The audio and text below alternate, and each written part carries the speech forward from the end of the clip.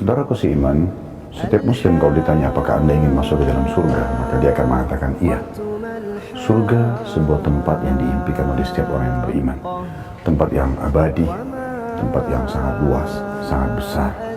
Sampai Allah subhanahu wa ta'ala menggambarkan dalam surah Imran, surah nomor 3 ayat 133, kalau surga itu luasnya seluas langit dan bumi.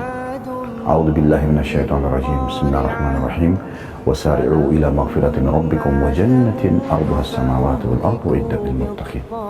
Berlumba-lumbalah kalian, bersegera kalian kepada pengampunan Tuhan kalian dan kejarlah surga yang luasnya seluas langit dan bumi, hanya dijanjikan untuk orang-orang yang bertakwa. Dalam Islam kita diberikan fasilitas tambahan. Kalau kita ingin memiliki tambahan ekstra fasilitas di surga, seperti misalnya mendapatkan tambahan istana di surga, membangun masjid. Masjid adalah rumah Allah di muka bumi. Dan Nabi SAW bersabda tentang masalah masjid, "Man bana masjidan lillahi banallahu lahu baitan fil jannah." Siapa yang membangunkan masjid di muka bumi untuk Allah, maka Allah akan membangunkan baginya istana di surga.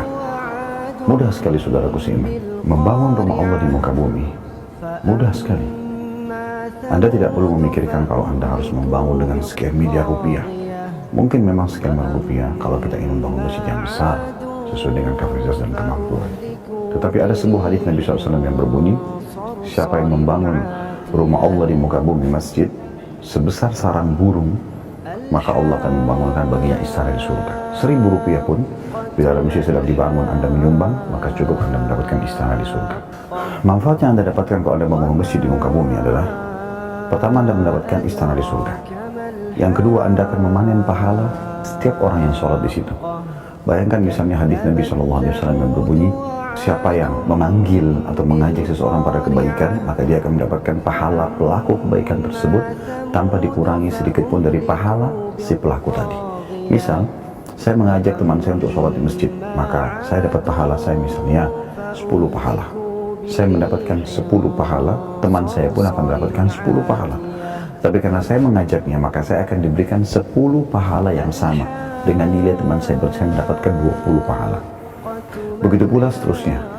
Imam akan panen pahala makmumnya, muadzin akan panen seluruh orang yang sholat. Tetapi orang yang membangun masjid panen pahala mereka semua.